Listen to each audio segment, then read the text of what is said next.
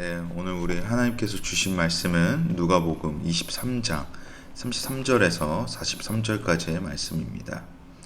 여러분과 제가 한 절씩 봉독하도록 하겠습니다. 해골이라고 하는 곳에 이르자 그들은 예수를 십자가에 못 박고 두 죄수도 하나는 그 오른쪽에 하나는 그 왼쪽에 못 박았습니다. 예수께서 말씀하셨습니다. 아버지, 저들을 용서해 주소서. 저들은 자기들이 하고 있는 일을 알지 못합니다. 그때 군인들은 제비를 뽑아 예수의 옷을 나눠 가졌습니다. 백성들은 서서 지켜보고 있었고 지도자들은 심지어 예수를 조롱하며 말했습니다.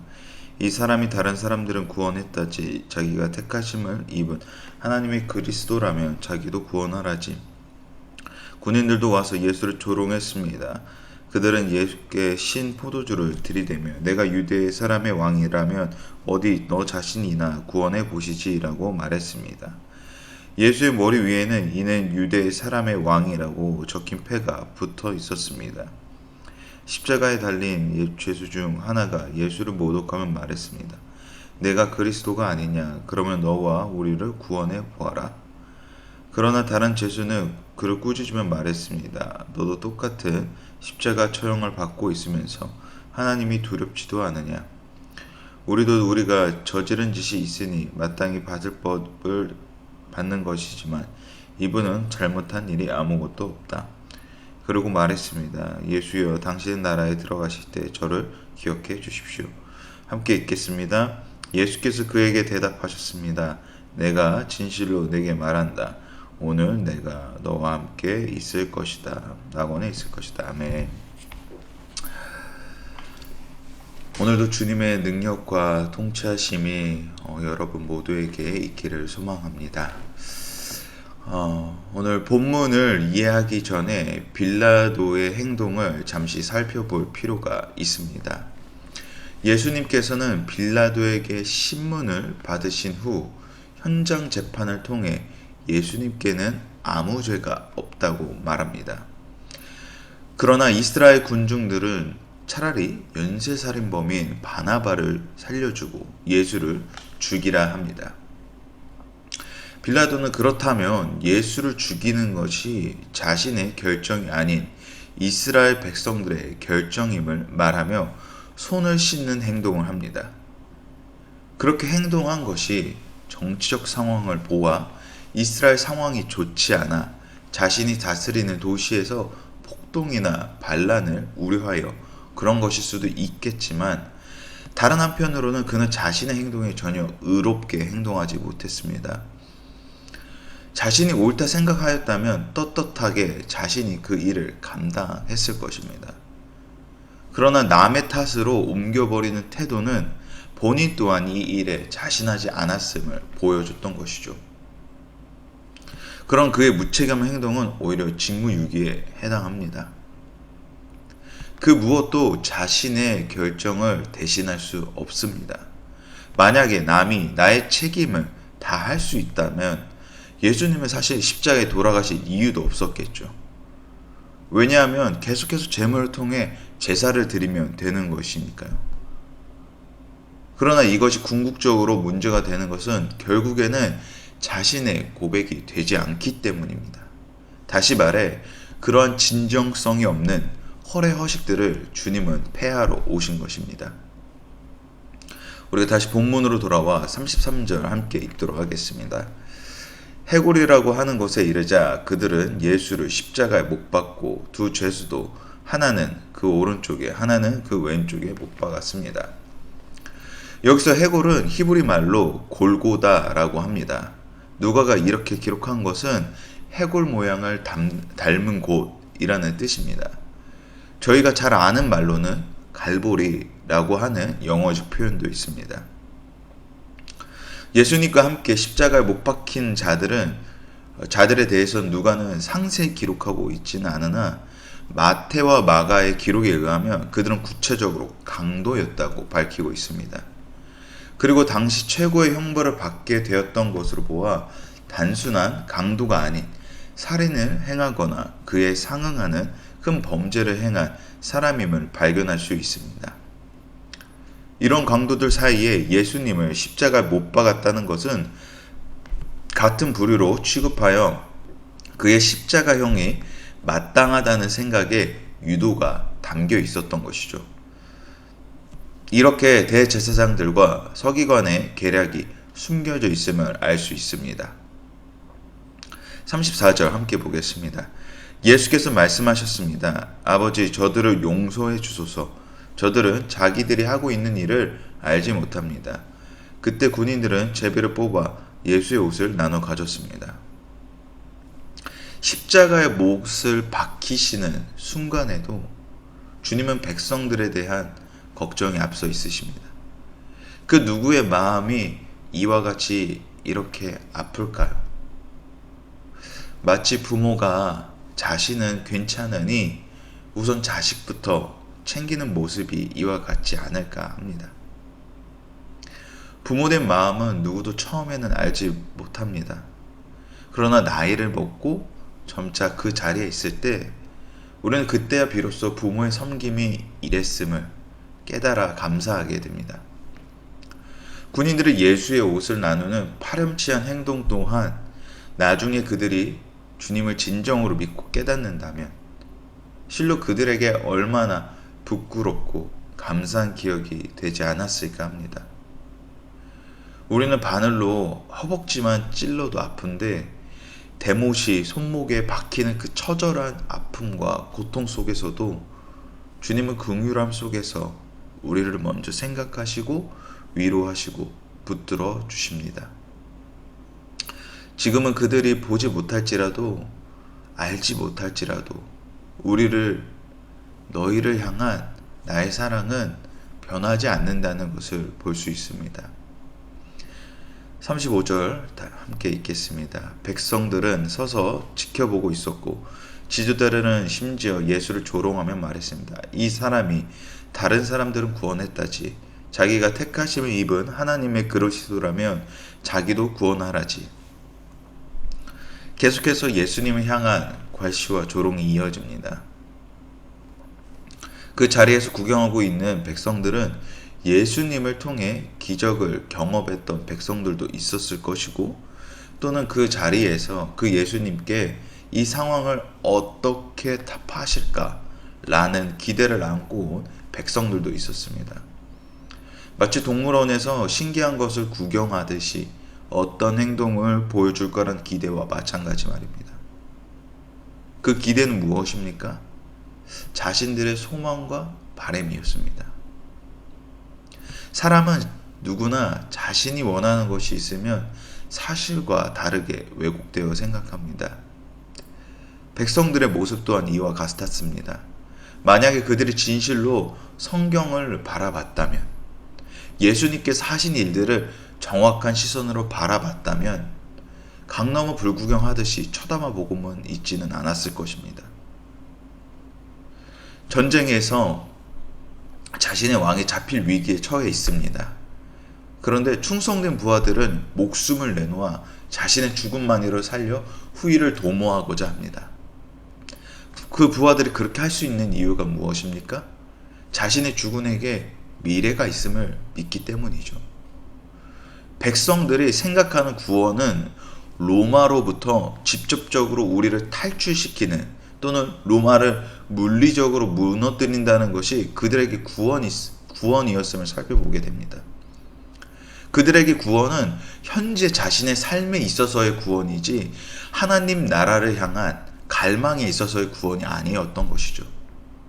이적껏 여러 선지자들과 지도자들의 간곡함 속에서도 현실이 주는 쾌락을 더 찾고자 했던 것입니다. 그들은 하나님의 백성이라고는 하지만 세상의 백성이 먼저 되고자 했던 것입니다. 유대 지도자들은 온갖 꼬투를 잡고 있음을 봅니다. 예수님께서 구원하신다는 것이 정말로 자신들을 위함인 줄 알고 있음에도 불구하고 그들은 자신이 가진 고집과 아집을 내려놓지 못해 그 진리를 외면했던 것이죠.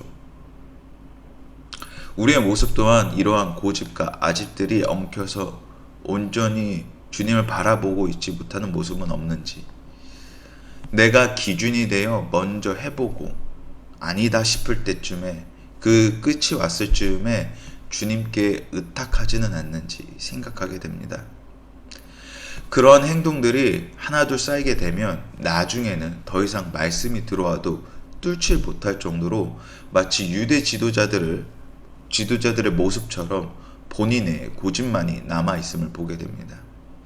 그렇습니다. 주님을 신뢰한다는 것은, 주님을 믿는다는 것은 말씀하신 바를 네라고 순종하는 태도입니다. 다시 말해 나의 상황에 맞춰질 때에야만 네라고 순종하는 것이 아니라는 것이죠. 바른 순종하지 못한 유대 지도자들은 결국 왜곡된 구원자를 기억하고 기다렸던 것을 우리는 오늘 본문을 통해서 볼 수 있게 됩니다. 36절에서 38절까지 함께 보겠습니다.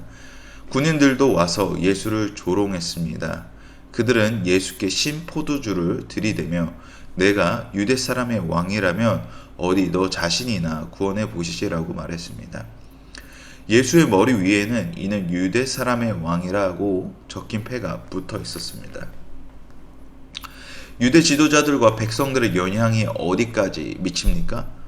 바로 다른 나라 사람인 로마 군인들에게도 이어집니다. 백성들과 똑같은 말로 예수님을 조롱하고 모욕합니다. 만약에 백성들이 예수님을 진정으로 존중하는 태도로 있었다면, 예수님께서 행하신 일들을 그들이 온전히 믿었다면 군인들은 이와 같은 태도를 취하지 않았을 것입니다. 오히려 경각심이 들어서 그 다른 나라의 적장에 대한 예우로 오히려 취했겠죠. 로마 군인에게 조롱받는 예수님, 그리고 구원자를 통해 로마의 지배를 벗고자 하는 이스라엘 백성들, 이 두 가지 모습은 참 대조적인 모습이면서도 모순적인 모습처럼 보입니다. 제목이 적힌 패에는 유대 사람의 왕이라고 적혀 있었습니다. 빌라도가 그렇게 한 이유는 지도자층에 대한 적개심과 더불어 모욕을 하기 위한 방법이었을 것입니다. 사실 제패의 원 목적은 죄인의 죄명을 분명히 나타내어 보는 사람으로 하여금 경각심을 갖기 위함입니다. 결국 예수님의 제목은 그들 스스로가 왕을 죽인 것과 다름없는 일이 되어버린 것이죠. 자신의 왕을 자신들의 손으로 죽인 시혜자와 같이 말입니다. 시혜의 어원은 부모를 죽였다라는 뜻에서 옵니다. 결국 지도자들은 그들의 부모를 직접적으로 죽인 것이나 다를 바가 없게 되어버렸습니다. 39절 보겠습니다. 십자가에 달린 제수 중 하나가 예수를 모독하며 말했습니다. 내가 그리스도가 아니냐? 그러면 너와 우리를 구원해 보아라. 예수님과 함께 십자가에 달린 한 사람은 주님을 모독합니다. 자신이 납득할 만한 것을 보여달라 예수님께 요구를 하는 것이죠. 죄인은 왜 자신이 죄인인지를 알지 못합니다. 왜냐하면 그 관점이 오직 자신에게로부터만 있기 때문입니다. 이러한 요구는 사단이 광야에서 예수님을 시험했을 때와 비슷해 보입니다. 돌을 떡으로 만들라고 사단은 요구를 합니다. 그때 예수님의 대답은 성경에 기록된 바 주 너의 하나님을 시험하지 말라 하십니다. 즉 너의 관점대로 그것이 변할 것이라 기대하지 말고 주 너의 하나님이 하신 것을 먼저 보아라 라는 것입니다. 죄수의 말대로라면 구원이 우리에게 임하는 것을 예수 당신이 보여준 다음에 나는 믿을 것이다 라는 유대 지도자들과 같은 태도인 것이죠. 40절부터 43절까지 읽도록 하겠습니다. 그러나 다른 제수는 그를 꾸짖으며 말했으면 너도 똑같은 십자가 처형을 받고 있으면서 하나님이 두렵지도 않느냐? 우리는 우리의 저지른 죄가 있으니 마땅히 받을 것을 받는 것이지만 이분은 아무런 잘못이 없다. 그리고 말했습니다. 예수여, 당신의 나라에 들어가실 때 저를 기억해 주십시오. 예수께서 그에게 대답하십니다. 내가 진실로 내게 말한다.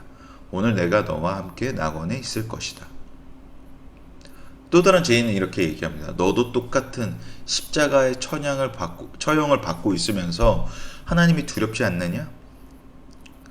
우리는 저지른 죄가 있기에 받는 벌이지만 이분은 잘못한 것이 없다. 그는 어떻게 이러한 대답을 할 수 있었습니까? 믿음이 바탕되어 있기 때문입니다. 예수님을 먼저 구주라 신뢰했기 때문에 이런 대답을 할 수 있었던 것이죠. 즉, 보여지는 것이 다가 아니라는 것을 그는 알고 있었던 것입니다. 그래서 그는 다른 죄인과 다르게 구원해달라 떼쓰지 않습니다. 오히려 주님께 기억해 주십시오 라고 겸손한 태도로 주님께 요청합니다. 자신이 죄인됨을 이미 인정했다라는 것입니다. 그리고 그 구원이 오직 주님께 달려 있음을 고백했다라는 것이죠.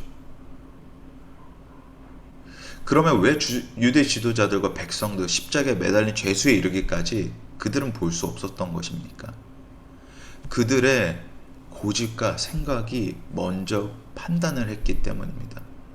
그러니까 구원이 자신이 생각한 대로만 이루어질 것이라 생각했던 것이죠. 죄인임을 인정하는 것이 한없이 초라해지고 비참해질 것이라는 두려움이 있을 거라고 생각을 하지만, 죄인임을 인정한 순간, 포기한 순간 우리는 굴레에서 벗어나 주님의 그 사랑 가운데 자유와 평강을 넉넉히 누리게 됩니다. 우리가 신앙의 고백을 할 때 내가 주님을 언제 만났지에 대해서 이야기를 합니다. 주님을 만났다라는 것은 우리가 죄인됨을 인정했다라는 것입니다. 그때 당시의 마음은 어떠하셨습니까?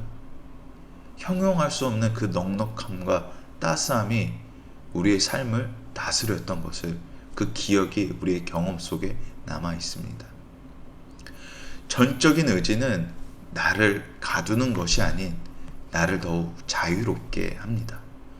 마치 우리가 어린 시절을 그리워할 때 다시 선택할 수 있다는 그 그리움도 있겠지만, 책임을 져야 할 것이 없는 그 상황이 그리운 것이 아닐까 합니다. 그렇습니다.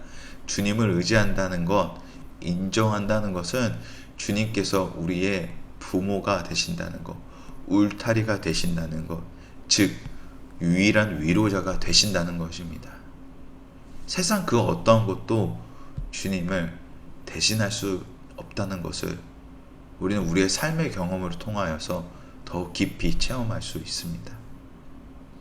그러므로 우리 고백은 이래야 될 것 같습니다. 내가 당장은 이해하지 못한 상황이 있을지라도 주님께서 일하고 계심을 나는 믿습니다. 나는 지혜롭지 않으나 주님은 지혜로우시니 주님의 열심을 바라보는 주님의 충성된 자녀 되게 하소서. 이와 같은 고백이 우리 모두와 우리 삶 가운데에 자랑과 기쁨이 되는 우리 모두가 되시기를 주님의 이름으로 축원합니다. 우리 이 시간 기도하며 나아가기 원합니다. 죄인의 한계를 넘어 부활의 자녀로, 승리의 자녀로 이끄신 주님께 감사드립니다. 보다 겸손한 마음으로 주님 앞에 나아갈 때에 위로하시는 주님, 넉넉함으로 채워주시는 주님, 그 은혜를 경험하게 하여 주시옵소서. 나의 시선이 아닌 주님의 시선으로 모든 일을 행하고 바라보는 능력의 자녀 되게 하여 주시옵소서. 우리 이 마음 가지고 기도하며 나아가도록 하겠습니다.